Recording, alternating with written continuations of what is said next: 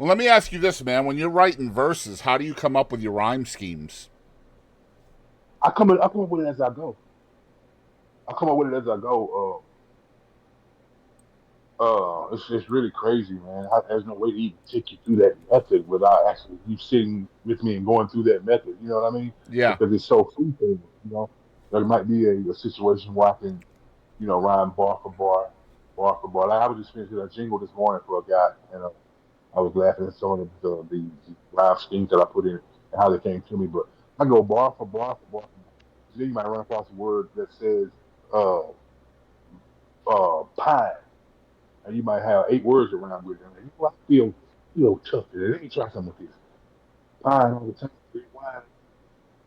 And you just take that iron and run it for like 6 bars. You know what I mean? So it's just that purpose for me. When I feel like writing a song straight through, I do it. When I feel like writing a song, putting a little razzle dazzle in there to let them Mm-hmm. know that I still, switch this thing up. I do that too.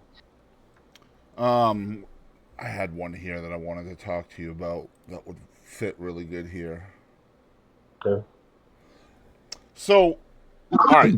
So I have heard. I'm trying to think of. Let me see here. All right. So as a listener, for me, many times in rap and hip hop, the content can be a little shallow.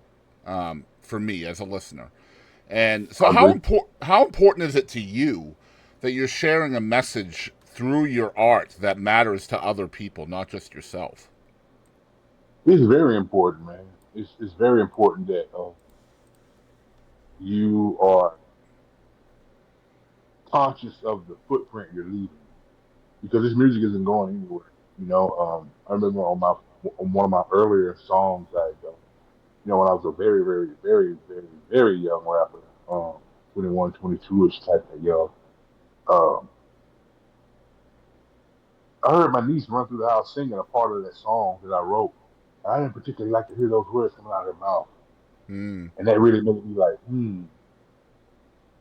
hmm, they listening. Yep. That a light bulb came on, like you know That's a what, big maybe lesson, more. man. That's a big lesson. It was a tough one too, man. I was like, Yeah. I didn't like that. I didn't like that sound. So I became a little bit more less profanity filled rapper. Because when you come up in the future and come up on the NWA, you come listen to Easy E.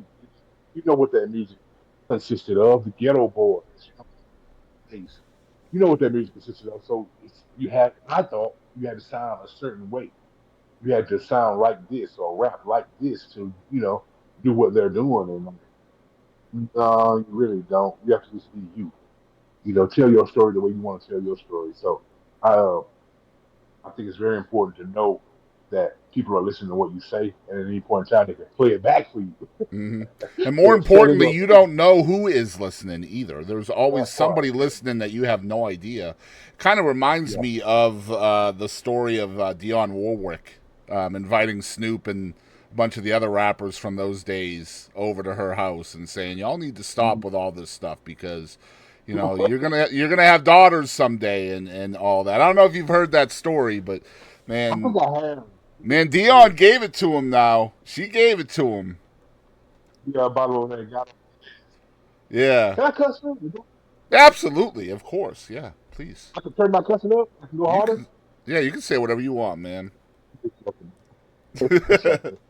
So, Dion, I want to say this. Dion is like everybody's great auntie in the music game. So yeah, I don't know if they look for it and listen, but I think they probably toned it down a little bit because some of it was unnecessary. I You don't know know. what documentary it was, man, but yeah, man, they were interviewing her, and she was like, "Man, I wasn't having it," so I had them over to my house, and I was like, "Yo, for real?" Just like, "Yo, Yeah, you be conscious just of what like you're saying. summoned them, right? Like just summoned them to the house, you know." If Dion sends for you, you gotta go. That's You right. gotta go. That's You gotta right. listen. Even if you don't do it, even if you don't comply, you still listen while she's talking. You know what I Absolutely. mean? Yep. So I want to talk a little bit about ghostwriting because ghostwriting is pretty controversial across the genre, and you are a fairly well-known ghostwriter from the area. I'd love to hear Right. what it is from your perspective, what the benefits are to ghostwriting, not just from the person who's doing the ghostwriting, but the person that, or the artist that is also using the ghostwriting. What is the benefits for both sides? Well, let's start with the person that's purchasing the song. The benefit for them is a great sounding record if they're dealing with me. Hmm. First and foremost. Second of all, you have a skill level that's going to be present that you know that you don't have, and you don't mind spending money for that skill level. So they're winning on that end. Great sounding song. I have somebody that's a master in the craft, a wordsmith that knows, words that I don't, or whatever. How do you look at it? And it's giving me something great. I'm getting what I pay for. Okay, that's what they're with. And that's, of course, it's monetary. Being able to get paid for something that's, I say this without modesty, so effortlessly done for me. It's like, no, he gave me this much money. It's, are you sure? But Right. I never said it. But it's monetary for a ghostwriter. It's legendary for a ghostwriter, unless they have an NDA. You know, even if they do, it's still monetary for you. But it's just a transaction. That's all. Like any other transaction. We got this Ford 1978 Mint Edition. I want to sell you, can get it. Boom. It's a transaction just like that. I got this hot record. Get it. Boom. You work out the fine details after that. So and we win on both ends. Right. And so um, I'm just trying to educate myself on the process. So basically, you write the song, you sell the song for one, essentially a flat rate. And then are you essentially, as the writer, are you signing away your mechanical royalties to that song by accepting the flat rate? Is that how it works? Well, you got a lot of moving parts in there. An Yeah. agreement can be structured any way you want. So let's just say, for instance, if you write a song, hypothetically speaking, I write a song for somebody, and they want to give me a flat rate for it because they don't want, like I said, they don't want an NDA or they don't want me getting credit for it in the future. They want to buy the song for that. You're going to have a bigger price at that point in time, Right. as opposed to take, X amount of dollars. I'll take $15,000 to $20,000 and still maintain some of the publishing royalties on the mechanical rights to it like that. Like I said, it's however they want to structure the deal. I've never entered into a deal that I had to turn down or walk away from because it's all about negotiation. Yeah. You know what I mean? I'm going to look at your career. I'm going to look at who you are, and I'm going to base if I think that this is going to get pushed that far. You know what I mean? Yeah. There's so many moving parts that come into when you're dealing with an artist.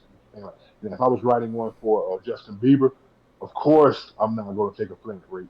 Right. Of Yeah. course I want to take a lower upfront amount. Give me a lower upfront amount, but I want all my back end. Every song appears, I want to get paid for it. So uh, keep me in the loop like that. Keep me But in the loop with isn't as far as isn't the risk that someone turns into Justin Bieber from one of your songs that you accepted a flat rate for? if you want to call it a risk. I have an apple tree in my backyard. I just wouldn't pick the apple off of it and gave I it to him, love it. basically. I love it. Yeah. I You love feel that. for the apple? Yeah. Okay. I'll have more apples. So it's like it's really a win-win situation. I understand what you're saying. Like I wrote that song, nobody's ever going to get to know that I wrote it, Right. type of situation. Yep. But when you got the commas in your bank account, it's like okay, I deal with that. I deal with that. Yeah, you're I bite that bullet. the commas is more important than the recognition. Just Yeah, if you're in that position, yeah, if you're in a position of needing the commas, yeah, yeah. they I feel you.